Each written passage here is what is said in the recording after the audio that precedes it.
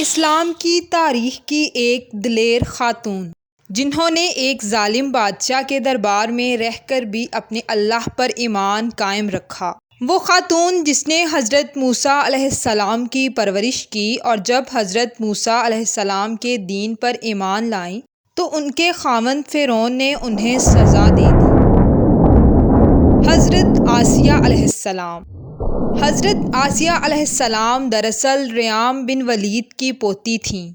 ریام بن ولید حضرت یوسف کے زمانے میں عزیز مصر ہوا کرتا تھا۔ ریام حضرت یوسف علیہ السلام پر ایمان لے آیا تھا۔ چند سالوں بعد یوں ہوا کہ مصر پر قبطی خاندان کی حکومت آ گئی۔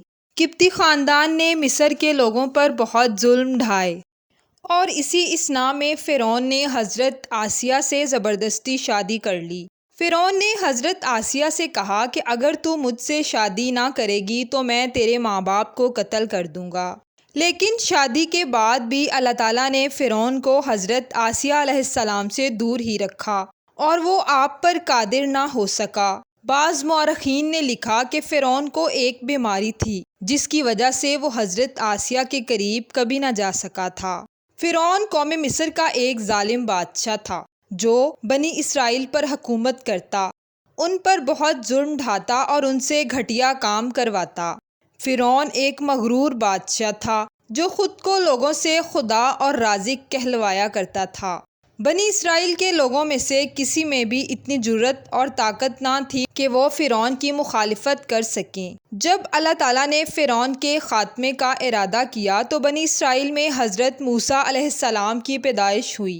جب حضرت موسیٰ علیہ السلام کی پیدائش ہوئی تو ان دنوں فرعون نے اپنی سپاہیوں کو حکم دے رکھا تھا کہ بنی اسرائیل میں جو بھی بچہ پیدا ہو اسے قتل کر دیا جائے۔ لہٰذا حضرت موسیٰ علیہ السلام کی والدہ نے ان کو قتل ہونے سے بچانے کے لیے ایک صندوق میں بند کر دیا اور دریائے نیل میں بہا دیا۔ اللہ کی قدرت، وہ صندوق دریائے نیل میں بہتا ہوا فرعون کے محل کے پاس پہنچ گیا۔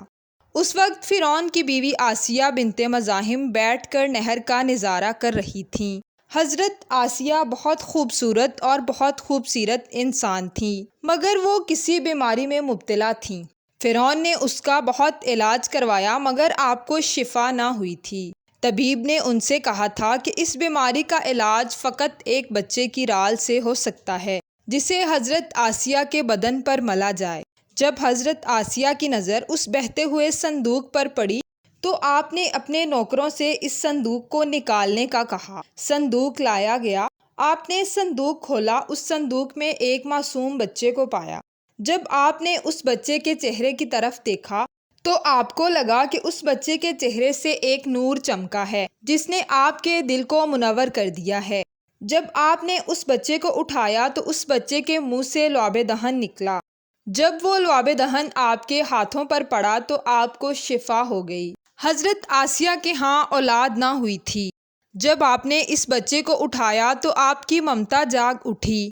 آپ نے اس بچے کو گود لینے کا سوچ لیا۔ اس طرح اللہ کی قدرت سے حضرت موسیٰ علیہ السلام کی پرورش فرعون کے اسی محل میں ہوئی جس نے آپ کے ہاتھوں سے ہلاک ہونا تھا۔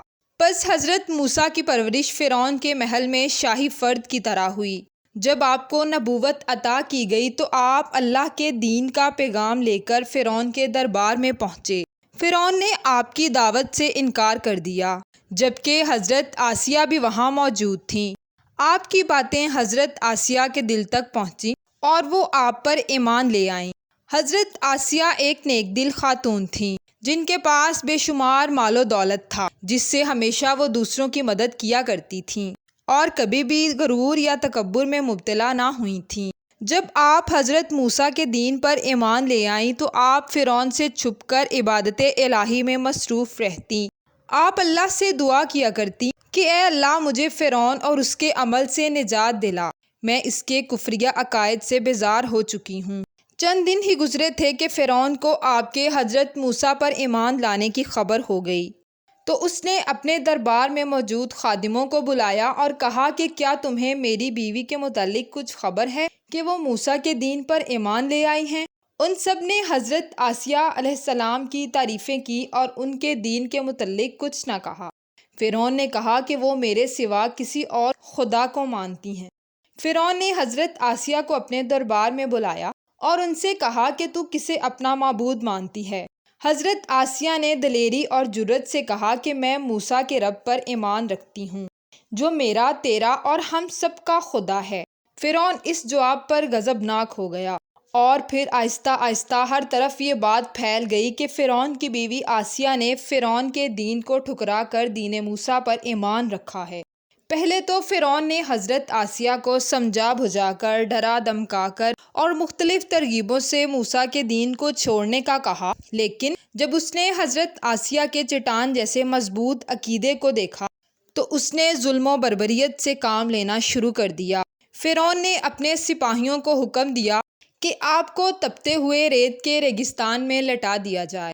بس آپ کو شدید گرمی میں ریگستان کی ریت پر لٹا دیا گیا۔ فرعون اس جگہ کا دورہ کرتا رہا اور کہتا رہا کہ تم موسیٰ کے دین کو چھوڑ دو، محل کی زندگی اور آرام و آسائش تمہارے منتظر ہیں۔ مگر آپ پر فرعون کی باتیں اثر نہ کرتیں، کیونکہ آپ کو اللہ تعالیٰ اور جنت کے لسانی محلات پر یقین تھا۔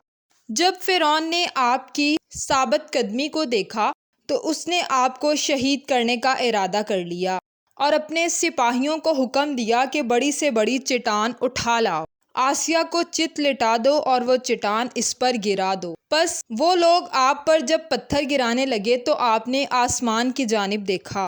اللہ تعالیٰ نے آسمان کے پردے ہٹا دیے اور آپ کو جنت کے محلات دکھا دیے۔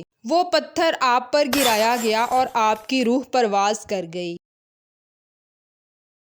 حضرت آسیہ کے فضائل حدیث مبارکہ میں یوں بیان کیے گئے ہیں۔ حضرت محمد صلی اللہ علیہ وآلہ وسلم نے فرمایا، مردوں میں سے تو بہت سے درجہ کمال تک پہنچے، لیکن عورتوں میں سوائے فرعون کی بیوی آسیہ، عیسیٰ کی والدہ مریم بنت عمران کے سوا کوئی درجہ کمال تک نہ پہنچی۔